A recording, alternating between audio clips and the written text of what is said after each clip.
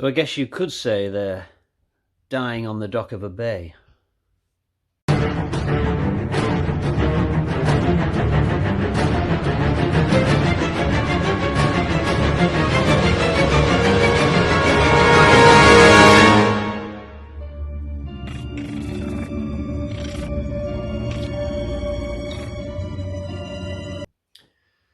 Hello, welcome to my review for the 2012 horror film The Bay, directed by Barry Levinson, who you may remember from Rain Man, Good Morning Vietnam, famous films from back in the day. I never saw Rain Man, but Good Morning Vietnam is certainly a film I remember. It was one of my dad's favourites. He used to have it on home video. So this is definitely a director with a lot of credentials. I think The Bay must have been a fairly lower budget film he was doing sort of more towards the end of his career.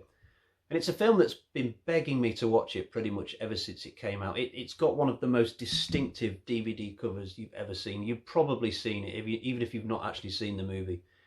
The whole thing has got this kind of green hue, this kind of toxic green kind of look, and there's like a triangular warning sign covering the entire poster art with some kind of, skull and bones or something like that. It really sticks out amongst loads of other films if you're just sort of glancing around in a DVD shop or on a streaming platform's list of films. So I finally waved the white flag the other night and decided to watch it, and I'll say straight away I was extremely impressed. And this is a review where I don't need to worry about giving away the plot, because it's one of those narratives that says, right, this is what happened, and now we're going to flash back to the beginning so you can see the journey of leading up to this ending that we've just given away. So no worries on that score. It is a killer disease film, not normally one of my favourite types of subgenre, but in this case I'll let that fly because it was really, really good. So there's this community by this bay, obviously, and they get absolutely butchered by this disease. It tears through them over the course of about 2 days, causes hundreds, thousands of deaths. But just in the nick of time, the FBI and the government managed to sort of quarantine the town and tidy it all up and put a stop to the whole thing before it really spreads out into the wider population. So we get told at the beginning of the movie that this has all happened by a character played by Kether Donohue, who you may know from Pitch Perfect and Pitch Perfect 2. I did look on her Wikipedia. I've never seen those films, but she's got a huge CV, this actress Kether Donohue. Well, I've never seen her before, but she's the main protagonist, or playing the main protagonist here. And she's doing a video recording looking back on the events, because she was a newsreader during all this, kind of floating around the promenade on camera, sort of, describing the events as they happened. And then later on in the film, we cut to her again and she's somewhere else on the beach, or maybe she's at a restaurant or somewhere else, or interviewing the mayor. So she's like a recurring character who keeps popping up, because this is a found footage film. But we don't just see her footage. We see footage from people all over the bay. We see footage from people's phone cameras, digital cameras.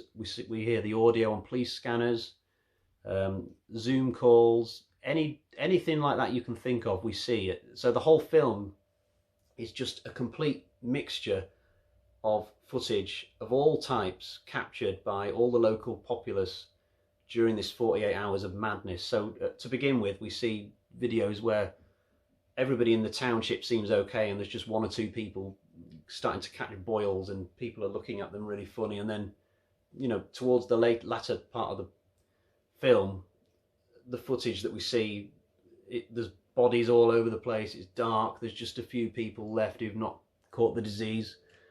And it sounds like it could be a complete mess, just mixing all these different characters' footage, but it actually works really, really well. I've never seen a film like it. And it's fascinating. It's presented like a documentary, and it feels like a very, very, even though it's fictional, it feels like a really real documentary. And even my wife, who doesn't like horror films, just happened to walk in the room and catch a couple of minutes of it, sat down, and suddenly she's still there an hour later watching the whole thing, like on edge of her seat. It got something like 76% on Rotten Tomatoes. It was extremely well rated, very original, and I can't praise it enough. It's just very, very good. The one thing it probably lacks is a kind of escalation of tension and intensity just towards the end, because it starts off it doesn't really change its pace all the way through. It's just like an hour and a half documentary of events that unfolded, but it possibly could have done with Heather Donohue's character maybe uncovering some sort of conspiracy or getting to the heart of it in the last 15-20 minutes just to beef up the excitement. But it keeps things more realistic, so it doesn't go for that type of ending. But the subplots that we follow throughout the film are just really fascinating. So we don't just follow that newsreader, we also follow other recurring characters who pop up now and again. So there are a couple of oceanographers in this boat investigating where the disease has come from, and that's really exciting because they're getting their scuba gear on to go and have a look under the water. We know that's really dangerous, so there's that. And then there's also this this Zoom conference between the CDC and this hospital where like hundreds of people are swarming in and dying, and these doctors are just getting desperate because they've got no idea what to do. So they're speaking to the CDC, and this plays out like possibly it would play out in real life. It's almost as if we're watching a real life conversation as this would happen were this situation to really happen. So it's absolutely fascinating. We also follow cops as they're driving around. You know, they've got those sort of cameras on the front of their cars, like that just record wherever they drive. We see bits of that. We follow the mayor as he kind of desperately goes from place to place. There's sort of this insinuation that maybe he might have had a hand in causing this disease, because there's this local chicken farm that's sort of dumping all its crap in the water, and that might have contributed to the toxicity of it. And obviously mayors would give the sort of permission for, you know, certain regulations or deregulations to have occurred. So there's so many little sub-stories. There's one about a family who were just casually out boating for the day, and they've got no idea that people on shore are just dropping dead with boils all over them. We see there's some characters that we just see for one scene because they die. So we might suddenly see a digicamera of two teenagers, you know, in love on this pier, and then they're in the water, and suddenly they're dying literally right there on camera. You can't take your eyes off it. It's absolutely amazing, really. And like I said, the only reason I won't give this the full 5 bloody axes, is because maybe it could do more in the last 20 minutes to sort of make it feel like a real movie, instead of just, you know, keeping it on the low keel and keeping it on that constant rather than ramping things up. But definitely 4 bloody axes. I think 4's a good number. I would definitely recommend this. It's just highly original. I really enjoyed it, even though I don't really usually like movies where the big threat is a disease.